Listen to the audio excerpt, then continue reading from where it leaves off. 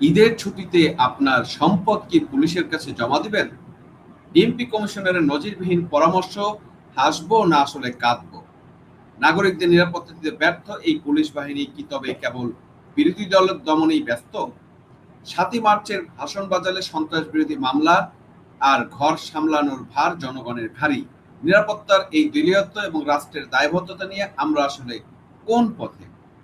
দর্শক, আমরা এক বিচিত্র বাংলাদেশে বসবাস করছি, যে বাংলাদেশে আপনি যদি আপনার নিজের ঘরে নিরাপত্তা চান, তবে পুলিশ আপনাকে পরামর্শ দিচ্ছে টাকা পয়সা আর স্বর্ণালংকার আত্মীয়র বাসায় রেখে যান।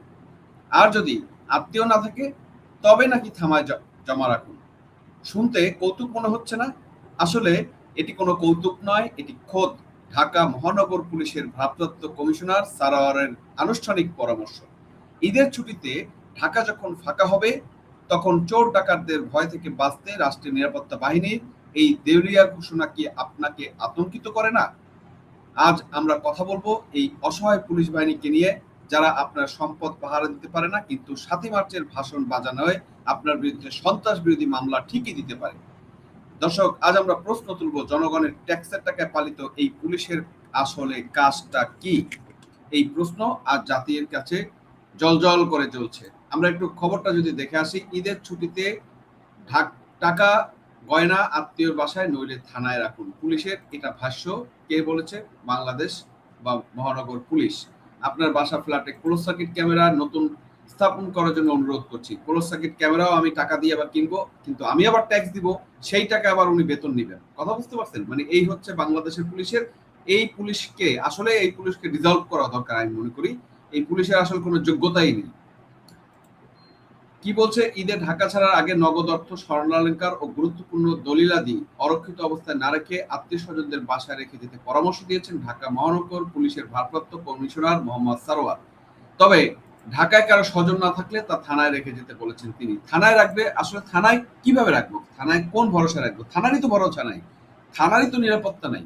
কখন থানা লুট হয়ে যাবে, কখন থানার অস্ত্র নিয়ে যাবে, আমরা 5ই আগস্টের পর থেকে তো সেগুলো দেখছি, কিন্তু পুলিশের কিন্তু কার্যকরী কোনো স্টেপ নেই।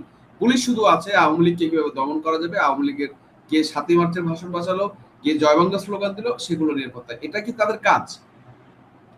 ধর্মসহ মানুষের ঈদযাত্রা ও রাজধানী ঈদ নিরাপত্তা পরিকল্পনা তুলে ধরতে গিয়ে রোববার ডিএমপি মিডিয়া সেন্টারের সংবাদ সম্মেলনে আসেন পুলিশ কর্মকর্তা সারওয়ার, এবং সেখানে তিনি আসলে এই বক্তব্যগুলো দিচ্ছেন। তিনি বলেন, ঈদ উপলক্ষে নগরবাসী ঈদ যাত্রা সুগম করা এবং ফাঁকা রাজধানীর নিরাপত্তার জন্য প্রয়োজনীয় প্রস্তুতি ইতিমধ্যে শুরু হয়ে গেছে। রাজধানীবাসী যে নিরাপদ ও নির্ভাবনায় ঈদ উদযাপন করতে পারেন, সেই লক্ষ্যে ডিএমপি পর্যাপ্ত নিরাপত্তা ব্যবস্থা হাতে নিয়েছে।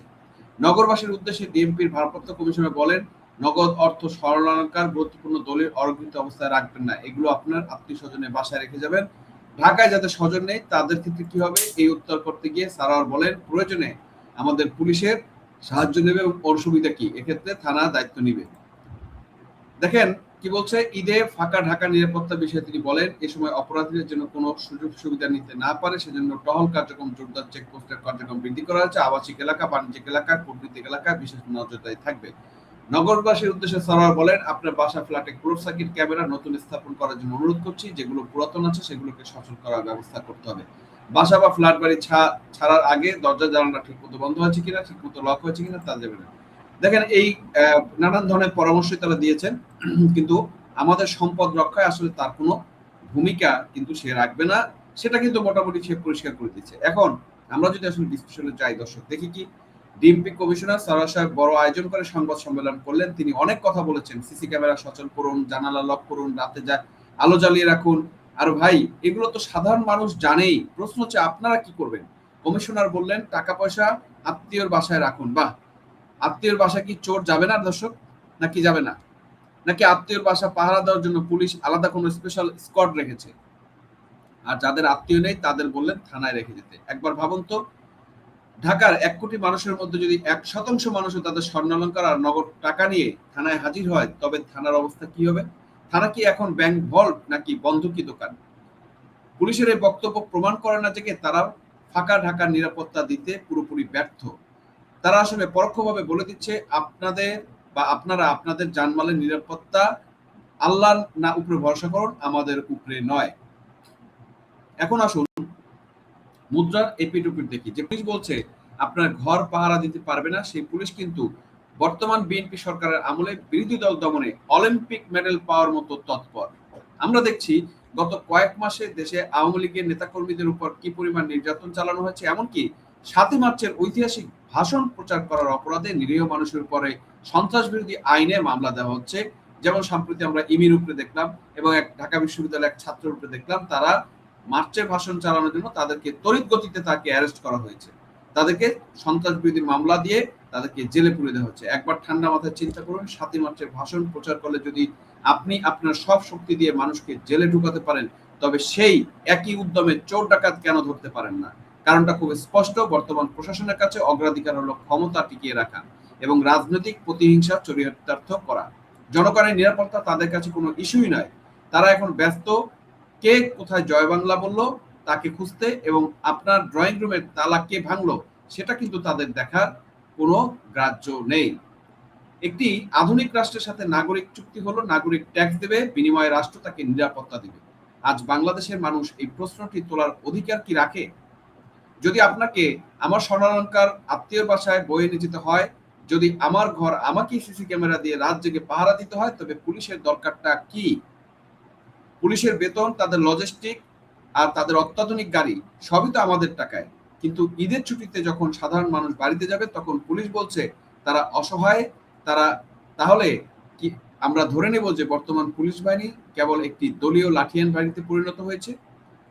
কমিশনার সরোয়ার লক্কর ঝক্কর গাড়ি আর মাদক নিয়ন্ত্রণের কথা বলেছেন, কিন্তু বাস্তবতা হলো ঢাকার অলিতে গলিতে আজ কিশোর গ্যাং আর ছিনতাইকারীদের রাজত্ব। পুলিশ কেবল ব্যস্ত রাজনৈতিক ফাইল সাজাতে। এটি কি একটি সভ্য রাষ্ট্রের চরিত্র হতে পারে? ৫ই আগস্টের যে আন্দোলন হয়েছে সেই আন্দোলনে পুলিশের বিরুদ্ধে অন্যতম অভিযোগ ছিল যে সরকারি দলের লাঠিয়ান বাহিনী হিসেবে কাজ করেছে এবং সরকারের বিরুদ্ধে যারা কথা বলেছে তাদেরকে দমন নিপীড়নে পুলিশ ব্যস্ত ছিল। তার ওষুধ কিন্তু ৫ই আগস্টে পেয়েছে এবং পিটানি খেয়েছে, ৩২০০ পুলিশ নিহত হয়েছে। পুলিশের কি এখনো বোধোদয় হচ্ছে না যে দলীয় লাঠিয়াল বাহিনী যদি পরিণত হয় তার পরিণতি যুগে যুগে এভাবে জনগণের বাটাম খেতে হবে? জনগণের বাটাম আবারও খাওয়ার প্রক্রিয়া এই পুলিশ কিন্তু করছে। এই যে পুলিশের বক্তব্য থানায় টাকা রাখুন, এটি কেবল হাস্যকর নয়, এটি বিপজ্জনক। এটি আপনাদের সিগন্যাল দিচ্ছে যে ঢাকা এখন অরক্ষিত। কমিশনার সাহেব যখন বলেন আবাসিক এলাকায় বিশেষ নজরদারি থাকবে, তখন কি আমরা বিশ্বাস করব? যেখানে তারা দিনের আলোতে চিন্তায় উঠতে পারছে না, যেখানে জনশূন্য ঢাকায় রাতে তারা কি করবে, সেই প্রশ্ন কিন্তু আজকে আমার জনগণের কাছে বা জনগণের পক্ষ থেকে তাদের কাছে রইল। আসলে এই সরকার এবং তাদের প্রশাসন এখন জনবিচ্ছিন্ন। আমরা দেখছি তারেক রহমানের সরকার কিছু আইকনিক জিনিস মানে সস্তা জনপ্রিয়তার কিছু কাজকর্ম করছে, কিন্তু বেসিক জায়গাতে যেখানে ইনক্লুসিভ সমাজ রাষ্ট্র গড়ার দরকার সেখানে কিন্তু তারা কাজ করছে না। এবং এখন পর্যন্ত তারা আওয়ামী লীগের নেতাকর্মীর উপরে মব জাস্টিস করছে এবং সেইটাকে তারা জাস্টিফাই করছে, যার ফলে এই সমাজে কিন্তু নিরাপত্তা, যা এই সমাজে কিন্তু অস্থিরতা থামছে না, হত্যা, চিন্তায়, খুন, রাহাজানি এগুলো কিন্তু থামছে না। সন্ত্রাসীরা উপর্যুপরি সরকারের পক্ষ থেকে ইন্সপিরেশন পাচ্ছে, উৎসাহ পাচ্ছে যাতে এই কাজগুলো তারা আর করে। এবং আমি বলতে চাই তারেক রহমান সরকারকে, আপনারা কিন্তু জনবিচ্ছিন্ন হয়ে আছেন। এখন পর্যন্ত আপনার জনগণের সাথে কানেক্টেড হতে পারেননি। আপনাদের নমুনা কিন্তু ভালোর দিকে নয়।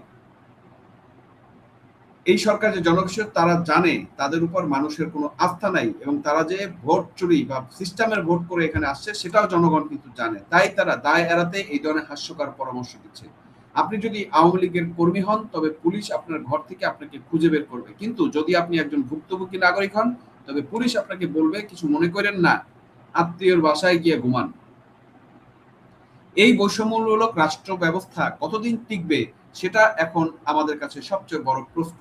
সোশ্যাল মিডিয়ায় মানুষের প্রতিক্রিয়া দেখুন। কেউ বলছেন তাহলে কি আমরা গরু ছাগলকে থানায় দিয়ে আসবো, কেউ বলছেন পুলিশের বেতনটা তবে আত্মীয়ের বাসায় পাঠিয়ে দিলেই তো হয়।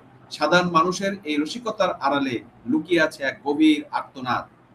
জনগণ আজ নিরাপত্তাহীনতায় ভুগছে। তারা দেখছে যে রাষ্ট্র তার মৌলিক দায়িত্ব থেকে নিজের হাত ধুয়ে ফেলছে। ৭ই মার্চের ভাষণ প্রচারের কারণে আপনি যাকে সন্ত্রাসী বলছেন সেই মানুষটি হয়তো সারা জীবন সৎভাবে ব্যবসা করে কিছু সম্পদ জমিয়েছে, আজ আপনি তাকে কারাগারে পাঠিয়ে তার সম্পদকে অরক্ষিত করে দিলেন।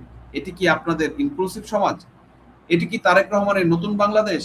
এটি কি তারেক রহমানের সেই প্ল্যান?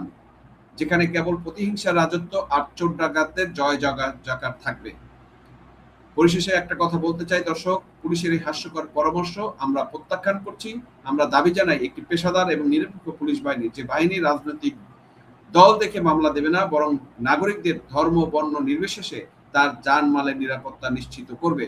পুলিশ কমিশনার সারোয়ার সাহেবকে বলতে চাই, মানুষের ট্যাক্সের টাকার মর্যাদা দিন, রাজনৈতিক দালালি ছেড়ে পেশাদারিত্ব মনোযোগ দিন।